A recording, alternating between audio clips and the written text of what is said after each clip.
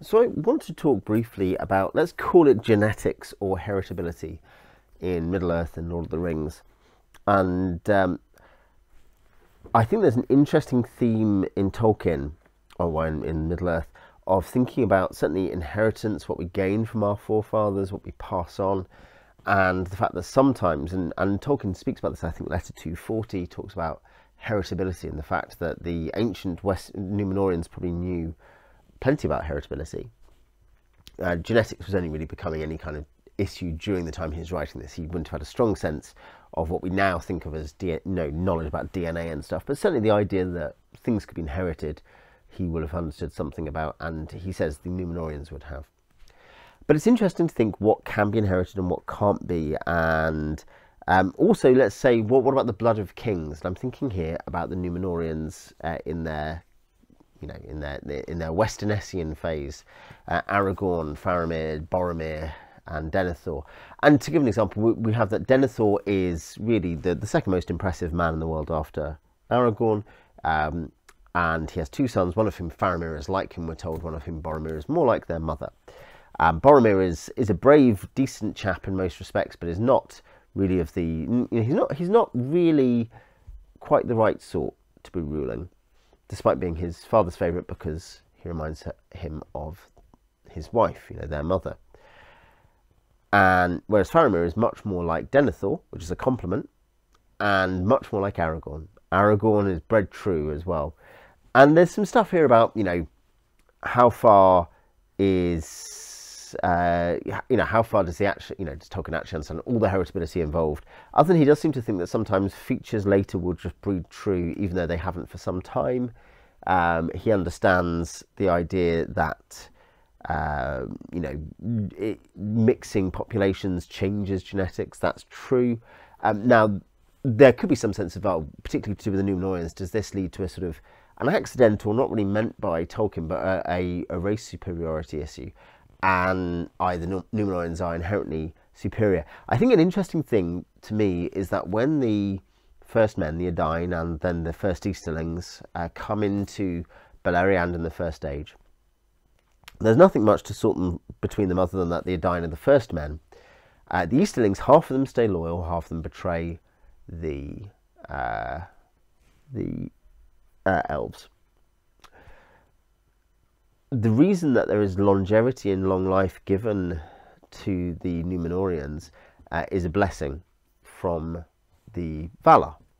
And strikingly, their magical powers, it turns out, I'm thinking about when people think, does Denethor have a seer's powers, are themselves technological, magitech, basically. They are things granted again by the elves, Palantirs in that case. This is something where what we see is that that humans can have extra abilities, but they are granted. They are not inherent, and they decline as the group of, if you like, the gene for long life declines. There is no sense that Theoden and Éomer are vastly inferior people to Faramir and Aragorn. Theoden gets, one of the most. I'm thinking about his charge at the end of at the end of the chapter, The Ride of the Rohirrim.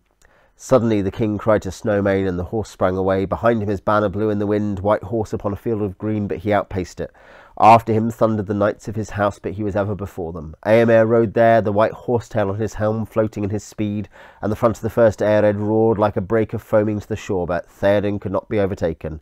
For he seemed, or the battle fury of his fathers ran like new fire in his veins, and he was borne up on Snowmane like a god of old, even as Orome the Great in the battle of the Valar when the world was young. His golden shield was uncovered, and lo, it shone like an image of the sun, and the grass flamed into green about the white feet of his steed. For morning came, morning and a wind from the sea, and darkness was removed, and the hosts of Mordor wailed, and terror took them, and they fled and died, and the hoofs of wrath throde over them. And then all the host of Rohan burst into song, and they sang as they slew, for the joy of battle was on them. And the sound of their singing that was fair and terrible came even to the city. There's no sense in which that is a vastly inferior thing than to be like Denethor or Aragorn, even if Aragorn is ultimately superior man. Aragorn is ultimately superior man, including to Denethor, the second best man in the world, because of character decisions about from his character, his virtue, not to do with his inheritance. So when in terms of superiority, there may be some natural advantages in a sense of accruing to the Númenóreans, but Ar-Pharazôn was a Númenórean. The relevant thing is what you do with those gifts, and those gifts can decline. They become dilute, but that does not seem to kind of have a moral implication, I think. Similarly, remember, it is that there is, if you're one of the, you both have Sam looking at the Easterling, or Southern, in fact, I think, who has died, and feeling quite sorry for him, thinking who's lied to him to get him here. But you also have that while the orcs break and flee, the men of the south and the east, they're cruel and evil chieftains, perhaps, nonetheless, but rather courageously and heroically fight to the death, knowing, believing there will be no mercy. Perhaps they're wrong, but they are men, not orcs, and so they fight. There's something there where actually our ideas of, this is an aside really, but it must come up when we think about genetics in Tolkien, given what people say about him. The idea of race in Tolkien is much more complex than is supposed by some of his lazier critics. What about other things that can be inherited? And this comes back, this is actually a continuation of this idea of gift. Longevity is given to the humans as a gift, and it then seems to be genetic. Magic is given to humans, either Palantirs, but it's not genetic, it's just a tool. What about the elves? The elven musical holograms. Elves are biologically the same as humans. They can interbreed, and they do. Their children, though, interesting, this is a relevant point. Elros and Elrond, the first half-elven, the first ones given the choice, that is to say, rather than in previous instances, it seems to have worked a bit differently, like with Luthien and Idril and stuff. But where they are actively given a choice, Elros becomes human and Elrond becomes elven, or stays elven, or whatever the default is supposed to be. But the point is that they, despite being biologically the same and being brothers, being very, very genetically similar, have different things happen to them. Elros has longevity given to him, and also his and sight of the Blessed Land, and his line is given gifts. And they have artifacts from the First Age as well, which may or may not have extra power. That's complex.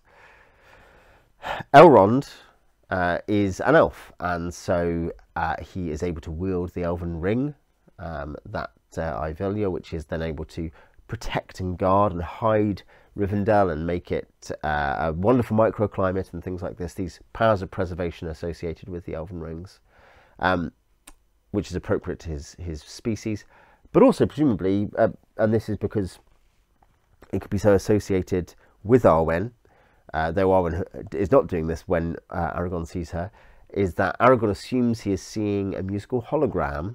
And there's other evidence of this. You see Luthien using what seems to be innate magic in the Silmarillion, but in the Tale of Aragorn and Arwen at the back end of this, Appendix A or whatever it is, Appendix B, we see that Aragorn wonders if he's seeing elven magic.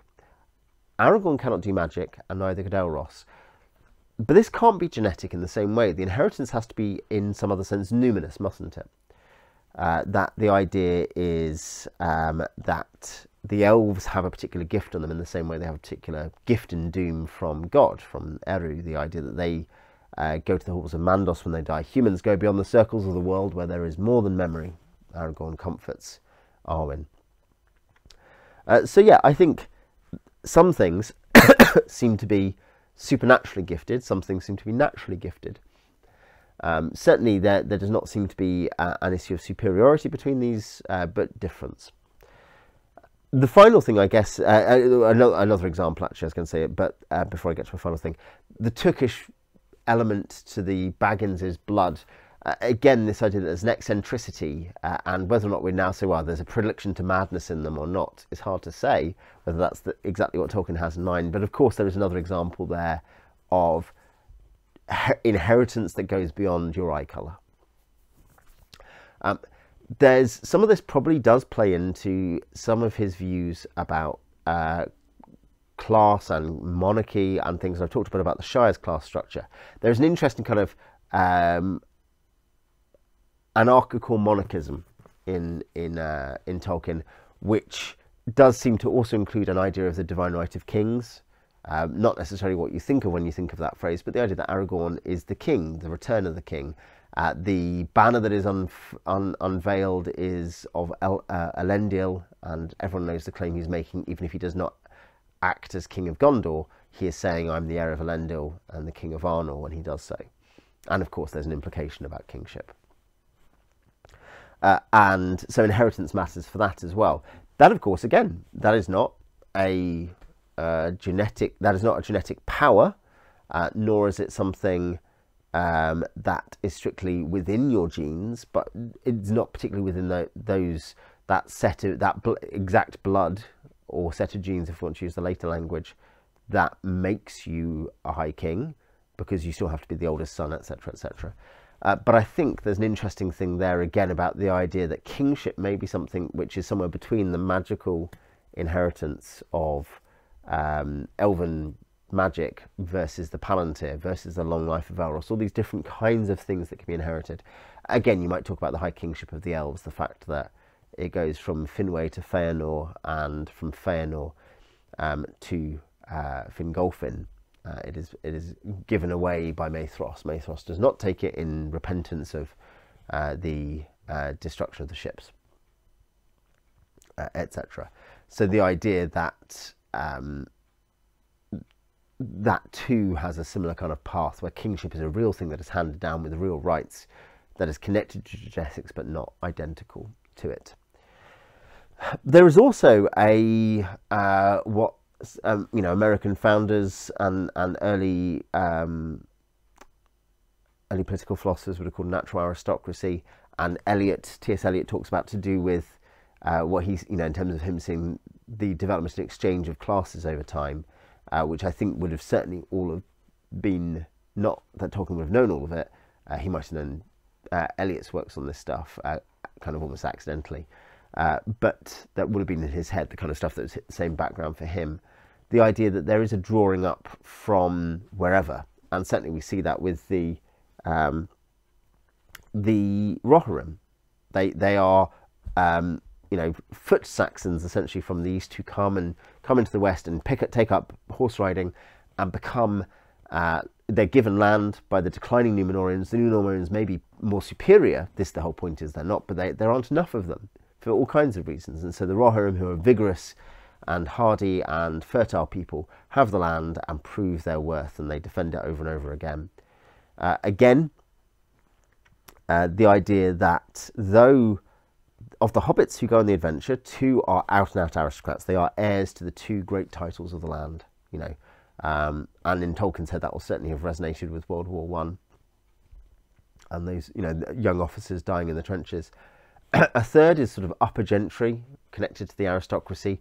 Very English idea, by the way, not something that you'll see in the most of Europe in the period where continental Europe was much more aristocratic and monarchical.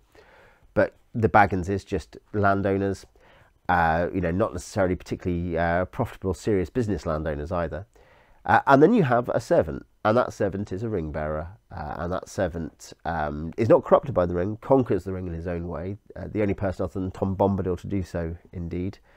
And then that person, Sam, goes home, and there's a natural process of promotion and success for him. For Tolkien, in that sense, if we want to talk about these different complex ideas of what exact abilities you get via blood, what rights you get via blood, whether there is an element that is beyond what we would think of as purely genetic, and I'm thinking there of the elven magic, of course. But there's also something about natural excellence outing itself and coming up, and the Rohirrim and Sam are good examples of that. And that's not something that is, predictable or static. That is something which, in the same way, the Edain, the men coming from the west, and indeed the good Easterlings, are not, and some of the elves are sceptical of the men, but there's an excellence proved there. When I thinking of the Iliad at the moment, that's the Aristeia of those ordinary anonymous people coming up. So there is like a complex picture of what Tolkien thought about inheritance and genetics, I think. Or genetics is the wrong word, but you get what I mean. Blood, inheritance, blood, right, and things like that, which for me does just texture and fill out Middle Earth and the people in Middle Earth, and will condition how I think about when they think about their fathers. I go to my fathers, but not disgraced.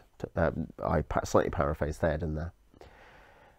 You know, those kinds of things, what they will mean in the future. Anyway, if you've got any thoughts on this, please do put them in the comments, and I'll see you next time.